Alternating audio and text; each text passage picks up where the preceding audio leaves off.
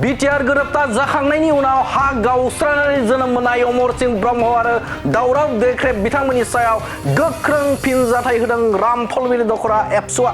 अमर सिंह ब्रह्म आरो दावराव देख्रेब बिथांमोननो बर' हारिखौ दैदेनलांनो थाखाय बर' रायजो राजाफ्रा टिका होआखै। दावराव देख्रेब आरो अमर सिंह ब्रह्म बिथांमोननि मोनसे बाथ्राखौ मिथिनो नाजानांगौ। दावराव देख्रेब आरो अमर सिंह ब्रह्म बिथांमोननि साननाय हनायजों रायजो राजाफोरा खारफानांगौब्ला हारियाव दानलाय सुलाय दावराव दावसि जागोन। थार्ड पेजनि जा मुभमेन्ट एबा एबसुनि सोमावसारनाय आन्दोलनाव बै समाव दावराव देख्रेब आरो अमर सिंह बिथांमोना बबे हाग्रायाव तपस्या खालामना दंमोन? दावराव देख्रेब आरो अमर सिंह ब्रह्म बिथांमोना हारिनि खामानि मावग्राब्ला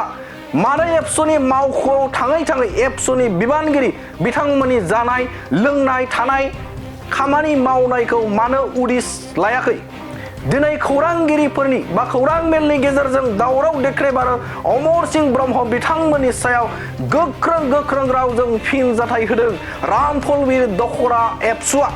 खौरां मेलनि गेजेरजों रामफलबिर दख'रा एबसुआ गोख्रों रावजों फिनजाथाय होबावदों दि अमर सिंह ब्रह्म आरो दावराव देख्रेब मोना मिथियै बाथ्राफोरखौ सोंनानै लानांगौ।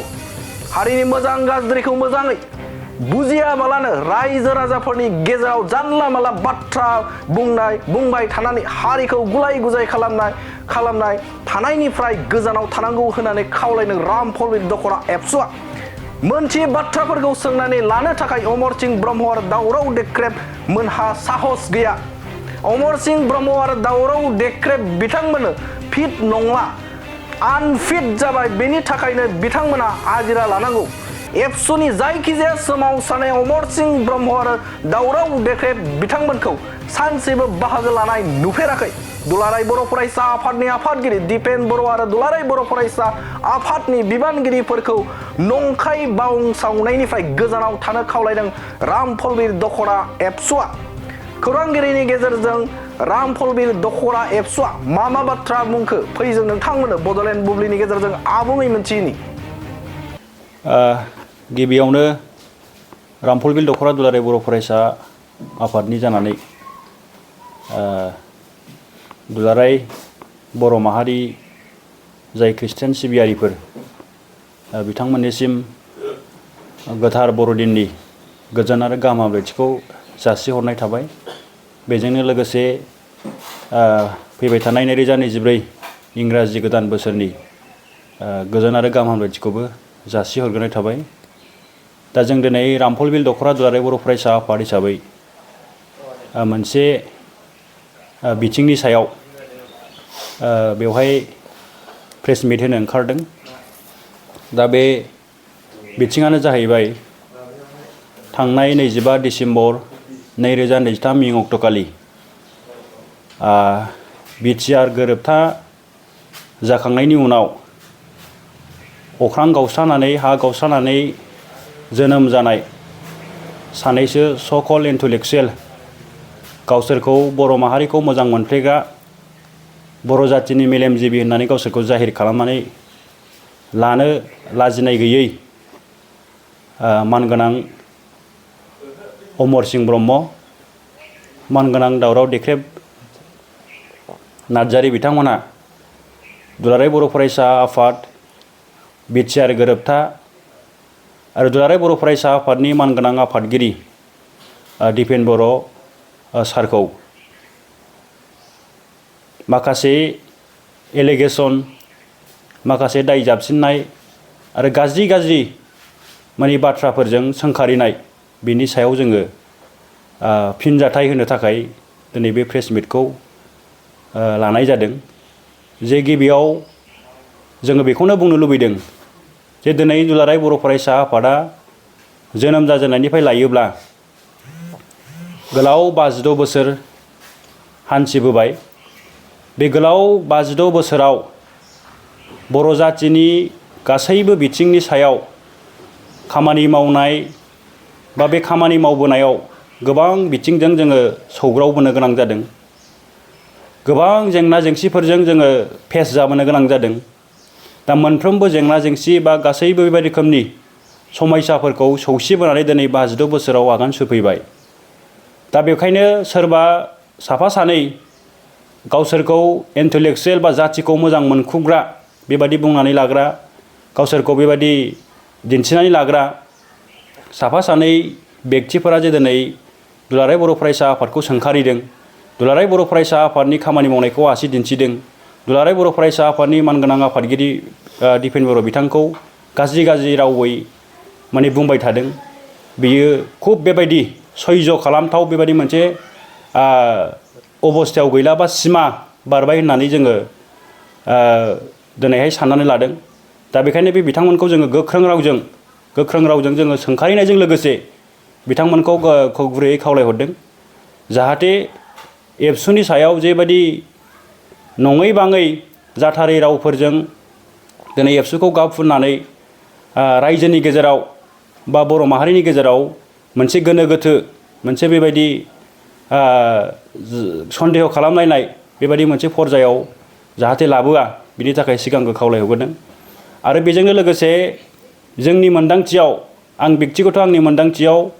एबसुखौ बैफोरबायदि मानसिफोरा मुं सुयो, एबसुखौ बैसोरबायदि मानसिया माने समाल'सना खालामनो हायो, एबसुखौ बैसोरबायदि मानसिया गियो जाय बेक्तिया अलसिया, जाय बेक्तिया खुरिया, जाय बेक्तिया जेबो रोङा, जाय बेक्तिया माने सामाजिक भाबै बेहा मोनसे बदनाम गोनां। आरो गुबुन मोनसेया माने बै बेक्तिफोरा जायफोरा माने जेब्लायबो राजनितिखौ लानानै राजनिति खाबु फलान बैबादि बेक्तिफोरासो एबसुखौ सोंखारियो। जाथिखौ मोजां मोनख्रुबग्रा, बर' माहारिनि थाखाय सानग्रा, बर' माहारिनि खोथा बुंग्रा, बर' माहारिनि थाखाय जेब्लायबो सिन्था खालामग्रा बेक्तिफोरा माब्लाबाबो एबसुखौ नेगेटिभिटि साननाय हनाय, नेगेटिभिटि थट्स लानानै बेबायदि समाल'सना खालामनाय, बेबायदि रायलायनाय बियो माब्लाबाबो खालामनो हाया। दा दिनै जायफोरा एबसुखौ नंनायनि नङैनि सानफ्रामबो माने ससियेल मिडियायाव ओंखारनानै प्रेस मिट खुंनानै बायदि बायदि बेबायदि बिजोंफोराव ओंखारनानै सानफ्रामबो माने प्रेस मिट खालामाब्लानो, एबसुखौ रायाब्लानो, एबसुनि आफादगिरि दिपेन बर'खौ रायाबानो ओंखाम मोनजाया, ओंखाम खहाबा बेबायदि मोनसे आखल आखु देखायगासिनो दङ। दा बैबादि मानसिफोरा नैबे दा आं एसे सिगाङाव बुंनाय बादि बैबादि लेभेलावनो गोग्लैयो। बिथांमोना अलसिया खुरिया जेबो उदाय रोङा, बिथांमोना माने सामाजिक भाबै माबा मोनसे दाय गोनां बा बेबायदि राजनिति माबा मोनसे खाबु फलान थानाय बैबायदि बेक्तिफोरासो दिनै बुंदों। दा दिनै जों नुयो, जों मिथिगौ मानगोनां दावराय देख्रेब नार्जारि बा अमरसिं ब्रह्म बिथांमोनहा गावसिनि समाव बेयो गाव बेक्तिगत जिबनावनो जा, सार्भिस हल्डार माने माबायावनो बेबायदि सार्भिस टाइमावनो जा गावसोर जेखिनि खामानिखौ मावनो हायो बेखौ मावबाय। आरो दिनै बिथांमोननि सार्भिस मावनाय बा बिथांमोननि बैसोखौ नायोब्ला बिथांमोना दिनै रिटायार्ड पार्सन बा बिथांमोना दिनै माने मोनसे मेचुवेर्ड माने बैसो माने राथारनाय बेबायदि साफा बेक्ति, साफा बेबायदि माने दिथागिरि। दा बैबादि मानसिफोरा दिनै माने बर' जाथिनि, बर' माहारिनि जे सिनस्रि आफाद, बर' लाइमोन सेंग्रा सिख्लाफोरनि जे मोनसे गोहो एबसु, बे एबसुखौ माने मिसलिड खालामनो बा बे एबसुखौ फोजोबनो थाखायसो षड़यन्त्र खालामनाया खुब बेयो माने दुर्भाग्यजनक होननानै जोङो एबसु फेमिलिया जोङो बेबायदि साननानै लादों। दा बेबायदि बिथांमोना दिनै गावसोर जाथियाव बेसेबांखिनि कन्ट्रिबिउसन दङ, बर' जाथियाव बे बिथांमोना बेसेबां माने सेक्रिफाइस खालामदों जाथिनि थाखाय, बेखौ जोंनि बर' रायजो राजाफोरा हयथ' मिथियै गैया। दिनै BSc निफ्राय लानानै BSc आरो BTC गोरोबथा जाखांनायनि उनाव दिनै बिटिआर रेकर्डखौ जेबायदि माने लेभेलावहाय बे सानै बेक्तिया बा बिथांमोनजों खिथाबफानाय साफा सानै बेक्तिफोरा दिनै जाबायदि समाल'सना खालामदों, जेरैबायदि माने मुं सुदों, बेखौ नायोब्ला बिथांमोना इन्टेनसनेलि गोसो जानानै माबा मोनसे खोमाखांनायनि उनाव माने गावहा पार्सनेल भाबै गावसोरहा पार्सनेल भाबै बे बेक्तिगत बेबायदि माबा मोनसे गोमा जाखांनायनि उनाव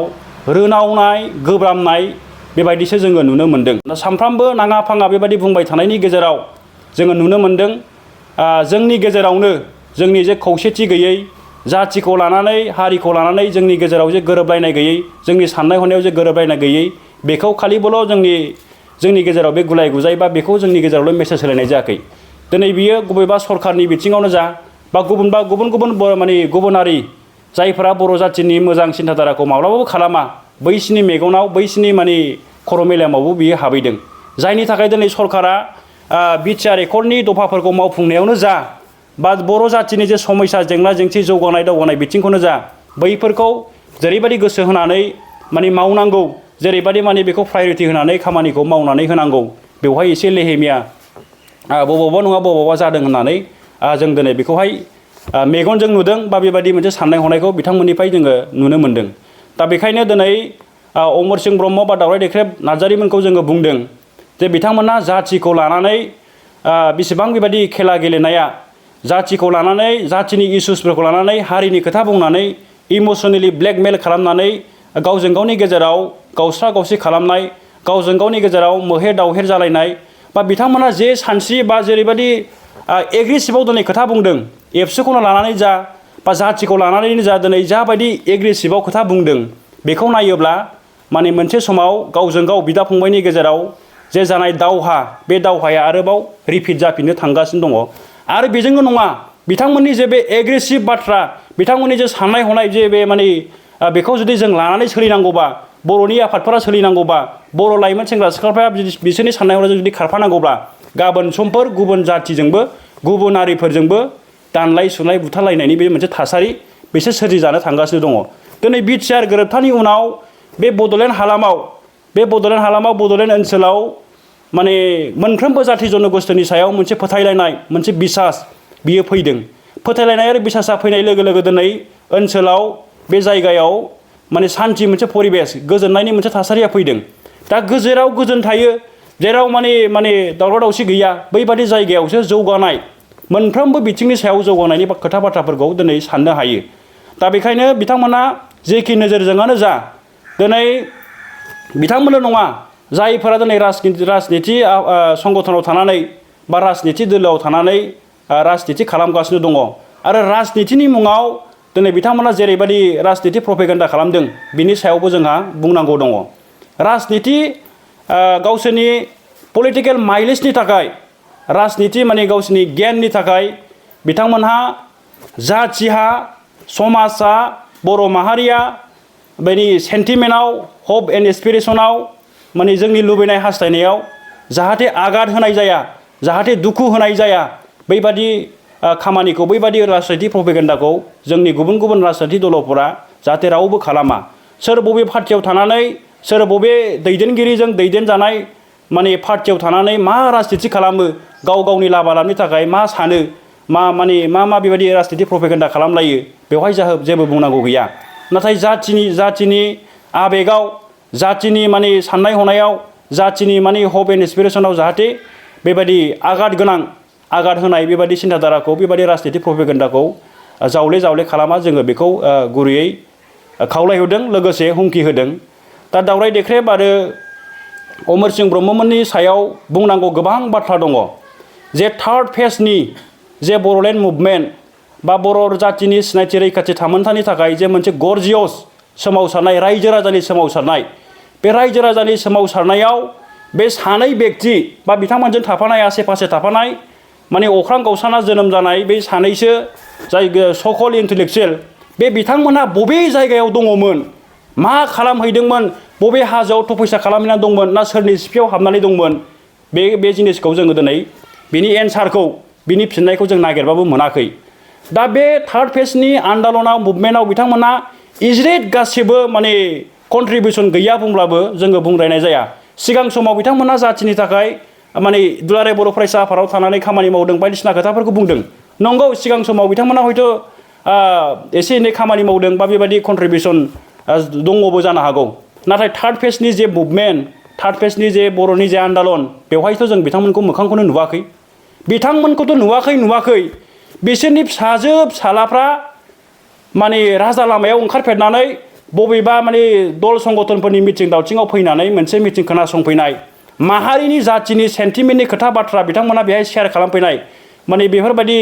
बेयाव बाहागो लानाय बेनि रेकर्डबो हयथ' जोंनियाव गैया बिथांमोननि फिसौफोरा बबेबा दिल्लीयाव मुम्बाइआव बहाबा थांनानै मोजां मोनसे परिबेसनियाव बा मोजां मोनसे थासारियावहाय लेखा फरायनायावनो जा गुबुन गुबुन माने गावबा गावनि केरियार दानायाव जा गुबुन गुबुन बिथिङाव हयथ' नांथाबनानै दङमोन दा बे खोथाखौ जोङो बेनि थाखायनो रायखांदों बिथांमोना दिनै बिटिआर एकर्डखौ लानानै बा बर'नि जे आन्दलनखौ लानानै जेरैबायदि लाइटलि एखेबारे जेबो गैथारै बेबायदि माखासे बाथ्राफोर बुंदों बेवहाय जों बेखौहाय रायखांनांगौ गोनां जादों बे थार्ड फेजनि मुभमेन्ट समाव जों मिथिगौ जोंनि थासारिखौ जोंनि बर' मानसिफोरा जोंनि गामियाव थाग्रा जोंनि माने गामियारि ओनसोलाव थाग्रा रायजो राजाफोरा जोङो मोनदांदों बे आन्दलन समाव जोङो माबायदि खहा खालामनानै लानांदों बा जोङो माबायदि खस्थ' मोननांदों जोंनि फिसा फिसौफ्रा लेखा फरायनाय जोंनि बिदा फंबायफोरा लेखा फरायनायनि मोनसे थासारिखौ मोनाखै गोजां माने सोलोंथाइ लानायनि मोनसे अबस्थाखौ मोनाखै बैबादि अबस्थायाव थानानै जोङो आन्दलनफोरखौ दैदेनबोदों बे थार्ड फेजनि आन्दलन मुभमेन्टआव बिथांमोना जेबो बेबायदि मोनसे इजेट गासे बेबायदि मा होनो बेखौहाय बाहागो गैयैखायनो बे आन्दलना बोरै बोरै सोलिबोदों बा बे आन्दलनखौ मोनसे फिनिशिं होनाय बा बेखौ मोनसे फोजोबथ'नायावहाय जोङो माबायदि स्ट्रेटेजि पलिसिजों आवगायनांगौ बे बाथ्राफोरखौ बिथांमोना मिथिया सोंनानै लानांगौ मोनथियै बाथ्राखौ बिथांमोना माने मोनथिनो थाखाय नाजानांगौआ बिथांमोननि दरकार दा दिनै बे बाथ्राफोरखौ मिथिनो थाखाय बै बाथ्राफोरखौ सोंनानै लानो थाखाय बिथांमोनाव साहस गैया बिथांमोननाव माने बेबायदि मरेल बेबायदि मोनसे गियान गैया एबसु फिसाव फैनानै दुलाराय बर' फरायसा आफादनि मावख'आव फैनानै बे मावख'आव माने माबायदि सोलिदों बेयाव थाग्रा सेंग्रा सिख्लाफ्रा बेहाय थाग्रा बाव खामानि मावग्रा सेंग्रा सिख्लाफ्रा मा जादों मोनजादोंना मोनजायाखै समाजनि जाथिनि खामानि मावनायाव मबे बिथिङाव मा समस्या ओंखारदों बेखौ माबायदि सल्भ खालामनांगौ माबायदि हेफाजाब खालामनांगौ बिनि बागैसो बिथांमोना खामानि मावनांगौमोन आरो दिनै जों बुंगोन अमर सिंह ब्रह्म दावराव देख्रेबमोन बायदि मानसिनो बर' जाथिया बर' जाथिखौ दैदेननो थाखाय बा बर' माहारिनि थाखाय खामानि मावनो थाखाय बिथांमोननो थिखा होनानै दोनाखै बिथांमोननो फाफ्लियाव जोङो मा होनो रुजुनानै लानांगौ होननानै बुङाखै बिथांमोना दिनै माने आनफिट जाबाय बिथांमोना फिट नंला बिनि थाखायनो दिनै बिथांमोना रिटायार्ड मोनदों दा बे रिटायार्ड समावबो जुदि जाथिखौ मोजां मोननाय बा जाथिनि थाखाय खामानि मावनो थाखाय बिथांमोना सिन्थाधारा खालामदोंब्ला एथ' बेबायदि नेगेटिभ बबेबा मोनसे माने पार्टिकुलार संगठनखौ बै पार्टिकुलार संगठननि दैदेनगिरिखौ सानफ्रामबो प्रेस मिट खुङै रायनाय बुंनाय बिनि गेजेरजों जे गावसोरखौ जाथिनि थाखाय खामानि मावनाय बे माब्लाबाबो माने बिदि जाहारि खालामना लानो थाखाय नाजानाया बे माब्लाबाबो जाफुंसारनाय नङा एबसुनि बे गोलाव बोसोर जारिमिनाव जोङो जेखौ नायोबा नुयो बे 56 बोसोराव दावराव देख्रेबमोन बायदि सोरबा माने अमर सिंह ब्रह्म बायदि गुबुन गुबुन दल संगठन माबा माबि राजनीति पार्टिफोरा फैदों एबसुजों थक्कर जादों एबसुखौ फोजोबनो थाखाय नाजादों एबसुखौ माने बेबायदि दंस खालामनो थाखाय गोबां षड़यन्त्र खालामदों कुनु मोनसे गोहोआ एबसुनि सेराव एबसुनि खाथियावनो फेर फाथिनानै बिदि गसंनानै थानो सारभाइभ खालामनानै थानो हानाय बेबायदि मोनसे अबस्थायाव फैयाखै आरो दिनैबो बेबायदि मोनसे अबस्थायाव बैबादि दल संगठन जायफोरा दिनै बेबायदि षड़यन्त्र खालामगासिनो दङ बिथांमोना मालाबाबो हानाय नङा दा बेखायनो जोङो जावले खावलायदों बिथांमोना दिनै जे मोनसे सिन्थाधारायाव जे मोनसे एग्रेसिभ एबसुखौ लानानै एबसुनि आफादगिरि दिपेन बर'खौ लानानै एबसुनि दैदेनगिरिफोरखौ लानानै दिनै जेबायदि मोनसे एग्रेसिभ मुडआव दङ बे एग्रेसिभ मुडखौ बिथांमोना मोनसे पजिटिभ लाइनजों मोनसे दाजाबथायारि नोजोरजों लांनानै बेबायदि थासारिफोर जुदि जामारदोंब्ला जोङो बेखौ इसिङारि जोंनि न'खरनि समस्या साननानै मोनसे टेबोलाव जिरायनानै मोनसे माने डाइनिंआव जिरायनानै जोङो मोजां रोखोम रायलायनानै समाधान खालामनो हायो जों दिनै बुंनो नागिराखै जे एबसुखौ सोंखारिनो मोना बा एबसुखौ बेबायदि समाल'सना खालामनो मोना जों बेखौ बुंनो नागिराखै एबसुखौ समाल'सना खालामनांगौ एबसुखौ बुंनांगौआ जों बर' जाथिनि साफ्रोमबो सुबुंफोरनि बियो मोनसे नैतिक अधिकार बियो मोनसे माने बयनिबो थाखाय मावनांगौ बिबान नाथाय एबसुखौ रायनो मोनो एबसुखौ सोंखारिनो मोनो बुंनानै दिनै जाहा थाहा सानफ्रामबो ससियेल मिडियायाव बुंनानै बिदि लाजि फोनांलायनाय बेथ' थिग नङाना दिनै बिनि गेजेरजों जोंनि गेजेराव मा जादों दिनै बेबायदि गावजों गाव सानफ्रामबो सोंखारिलायबाय थानायनि गेजेरजों जाथियाव मा लाब जादों मा खहा जादों जों बेखौ दिनै माने मेगन माने मेसेमानि नायोबानो नुयो दिनै जोंनि लाइमोन सेंग्रा सिख्लाफोर जोंनि माने यां जेनेरेसनफोरखौ बे यां जेनेरेसनफोरखौनो लामा दिन्थिनांगौ नैबे लामाजों थाबायनांगौ नैबे लामाजों जाथिखौ दैदेनलांनांगौ नोरैसो थांनांगौ बे मोनसे मेसेजखौ बेबायदि मोनसे दिथाखौ जोंनि बै जायफ्रा सिगां सारिनि दैदेनगिरिफोर जायफ्रा मेचुर जाबाय दावराय देख्रेबमोन बायदि सोरबा अमर सिंह ब्रह्ममोन बायदि बिथांमोनानो दिनै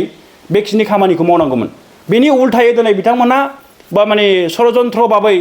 बबेबा राजनीति पार्टिनि साफा माने एजेन्ट जानानै बबेबा पलिटिकेल पार्टिनि साफा एजेन्ट जानानै जेबायदि माने स्टाइलजों खामानि मावनो लादों बियो माने खुब बेबायदि लाइ होथावथाव बा बेबायदि सयज' खालामथावथाव सिमायाव गैला होननानै जों एबसु फेमिलिया सानदों। दा बेखायनो जोङो बिथांमोनखौ जावले जावले हुमखि होदों, जोङो जावले जावले बिथांमोनखौ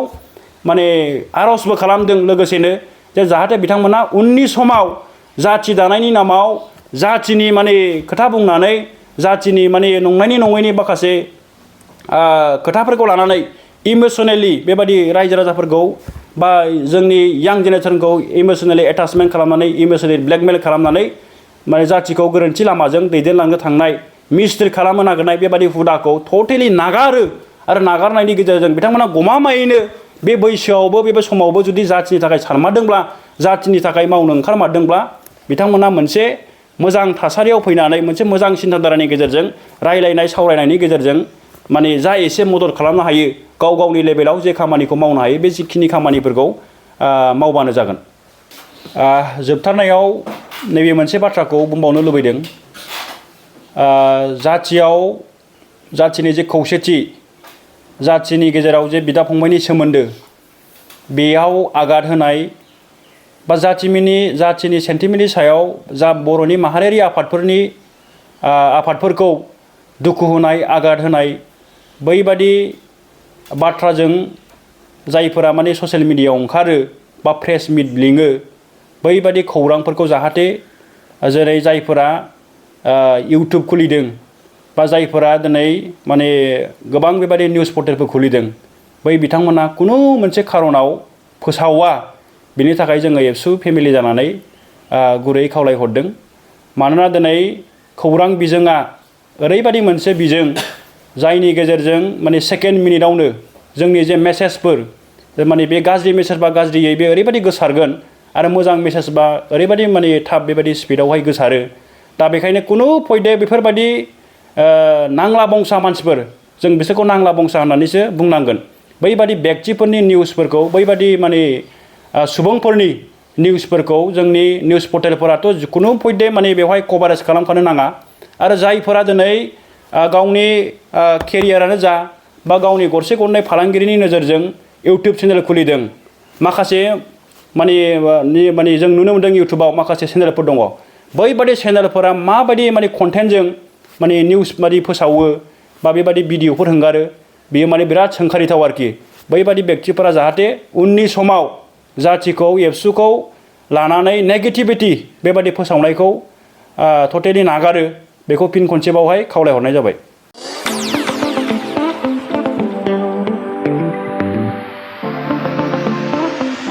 सानाय सुनाय बेरामनि जेंनायाव गोग्लैना थानायफोरनि थाखाय गोजोनथाव खौरां। गावनि देहानि सानाय सुनायखौ लानानै दुखुआव थानो गोनां गैला। जुदि नोंथाङा सानाय सुनाय दंब्ला जिंगासिनांगौनि गोनांथि गैया। नंगौ, चिरां जिल्लानि बेंटल गेट चापागुरियाव थानाय एसआइ निउर'थेरापि सेन्टाराव नोंथाङा गोरलैयैनो देहानि सानाय सुनायखौ फाहामथाय लानो हागोन। बे सेन्टाराव सिं सानाय, आफादावरि सानाय, मोदोम जरा सानाय, आइजोफोरनि जेंना, खर' सानाय बायदि बायदि रोखोमनि बेरामखौ फाहामथाय होनाय जायो। बे एसआइ निउर'थेरापि सेन्टाराव बेरामिया थानानै फाहामथाय लानो हानायनिबो सुबिदा दङ। नोंथाङा एसआइ निउर'थेरापि सेन्टाराव फाहामथाय लानो गोसो दंब्ला नैबे जानबुं नम्बर 7620160459 नङाब्ला 9476977956 आव थोंजों सुलाद लानो हागोन।